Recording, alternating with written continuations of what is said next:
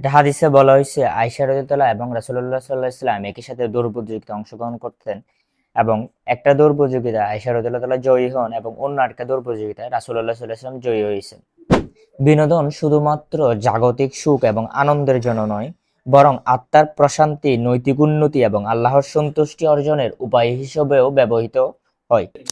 ইসলামে বিনোদনের কিছু নির্দিষ্ট সীমা রাখা রয়েছে। সেগুলো হচ্ছে: ১.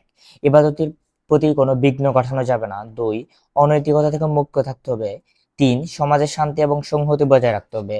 ৪. অপচয় করা যাবে না। ৫. মানসিক ও শারীরিক স্বাস্থ্য রক্ষা করতে হবে।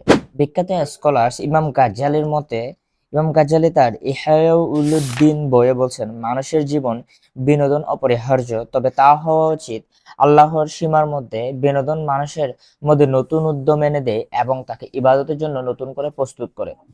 ইসলাম ধর্ম মানব জীবনের পরিপূর্ণ জীবন ব্যবস্থার নির্দেশ দেয়। মানুষের জীবনের সকল কার্যক্রমের বিধিনিষেধ ইসলামে বিদ্যমান রয়েছে। ইসলাম হলো শান্তিপূর্ণ জীবন ব্যবস্থা। আল্লাহ তাআলা তার পবিত্র কোরআনের সূরা জারিয়াতের মধ্যে বলতেছেন, ওয়ামা খালাকাতুল জিন্না ওয়াল ইনসা ইল্লা লিয়াবুদুন। আমি মানুষ এবং জিন জাতিকে শুধু মাত্র এই জন্য সৃষ্টি করেছি যাতে তারা আমার ইবাদত করে। মানুষের প্রত্যেকটি কাজে হওয়া উচিত ইবাদতের অংশ। আমাদের বিনোদন, খেলাধুলা দেখা সবকিছুই হওয়া উচিত আমাদের আল্লাহর সন্তুষ্টি অর্জনের জন্য। আসসালামু আলাইকুম রহমতুল্লাহ।